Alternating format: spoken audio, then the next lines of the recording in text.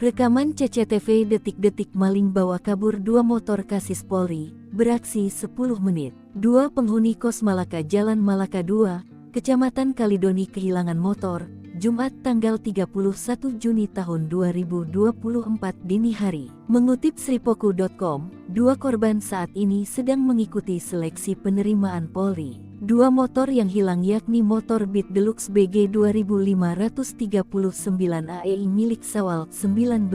Sementara 1 motor lainnya, yakni jenis trail Yamaha WR 155 BG 6499 EAI milik Davin 18. Menurut Sawal, peristiwa terjadi ketika ia dan rekannya sedang istirahat. Begitu mau keluar untuk latihan, ia dan rekannya sudah tidak bisa melihat motor lagi. Setelah berusaha mencari keberadaan motornya di sekitar kos, ternyata tidak ada. Akhirnya ia dan temannya itu memutuskan untuk melihat rekaman CCTV. Dari rekaman CCTV, 2 orang pelaku masuk ke dalam area kos dengan membuka pagar.